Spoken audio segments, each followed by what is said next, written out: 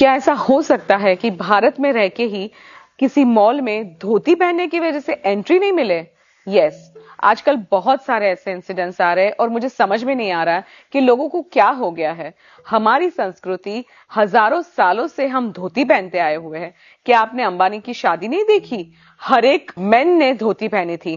क्यों? क्योंकि ये हमारी संस्कृति है। अभी रिसेंटली बेंगलोर के किसी मॉल में एक आदमी ने अपने बच्चों के साथ मॉल में जाना सोचा। वो जब गया तो गार्ड्स ने उसको ना बोल दिया। बच्चों ने कन्फ्रंट किया कि हमारे पिताजी को आपने ना कैसे बोला? क्या आप जानते हैं कि उसने रीजन क्या दिया? ये कहा कि वो धोती पहनते हुए आया है। वैसे तो ये बहुत लोगों ने क्लिप देखी है, लेकिन मेरे से भी नहीं रहा गया। मुझे लगा कि yes, I should talk to my audience as well. नहीं, मैं नहीं चाहती हूं कि लोग ऐसी सारी चीजों के लिए लोगों को जज करें। वैसे तो ऐसे बहुत सारे इंसिडेंट्स मैंने देखे भी है और सुने भी है। थोड़े टाइम पहले मुंबई के किसी बार में एक लेडी ने साड़ी पहनी थी, तो बाउंसर्स ने उनको डिनाई कर दिया। आई वॉज रियली सरप्राइज कि क्या फर्क पड़ता है, सिर्फ छोटे कपड़े पहने से ही बाहर जा सकते हैं। यस, बाद में बीएमसी ने तो अच्छा खासा लेसन उनको दिया है। क्या आप जानते हैं कि सुधा मूर्ति जी ने भी ये ऐसा साड़ी पहनने की वजह से बहुत सारे डिस्क्रिमिनेशन सहे हैं। कभी अब्रॉड जब भी जाते थे, बहुत सालों पहले, जब इंडियंस इतने फेमस नहीं थे या फिर इतने इन्फ्लुएंट नहीं थे या इतने पावरफुल नहीं थे, तो लोग फ्लाइट में उनको ये कहते थे कि आप इकोनॉमिक क्लास की लाइन में खड़े रहे। क्यों? क्योंकि उन्होंने साड़ी पहनी है। और सबसे बड़ी बात, क्योंकि वो सिंपल साड़ी पहन के गए थे। वैसे उनकी मैंने एक इंटरव्यू में ये बात भी सुनी थी कि उनकी अपनी खुद की कंपनी में जब साड़ी पहन के वो जाते थे तो एम्प्लॉयज उनका मजाक उड़ाते थे। क्यों? क्या साड़ी पहनना बुरी बात है?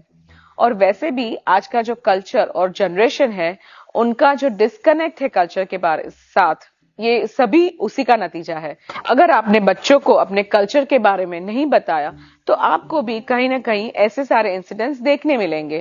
क्या आप जानते हैं कि आउटसाइड इंडिया लोग साड़ी को एक बहुत ग्रेसफुल ड्रेसिंग मानते हैं? मेरा सजेशन ये है कि आप खुद भी जब भी पॉसिबल हो तो घर में साड़ी या फिर सलवार पहने।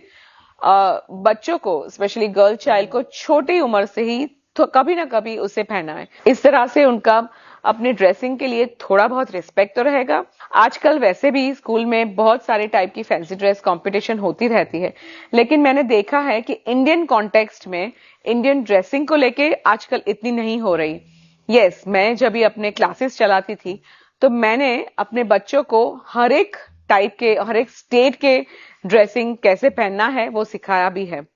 So what I want you to learn from this episode is कि प्लीज अपने बच्चों को ये सिखाए कि हमारी जो धरोहर है, हमारे यहाँ के जो सिल्क है या कॉटन है, जो हमारे यहाँ पे हजारों सालों से बनता आया है। रोम में कहा जाता है कि they used to say they might go bankrupt if they keep buying cotton from India. So आप समझ सकते हैं कि उस टाइम से लेके आज तक हमारे यहाँ पे हर एक टाइप के मटेरियल बनते थे। टीच योर चिल्ड्रन कि हमारे डिफरेंट स्टेट के अलग अलग पहनावे क्या है और उनको अपने फैंसी ड्रेस कंपटीशन में इंक्लूड करें। कभी भी आपने ऐसा कहीं इंसिडेंट्स देखा हो तो प्लीज जाके उन लोगों को सपोर्ट करें और जो इस तरह के ऑब्जेक्शन ला रहे हैं उनको भी कन्फ्रंट करें। उनको बोलिए कि ये हमारा कल्चर है, हमारा देश है और ये भारत है, कहीं और नहीं है।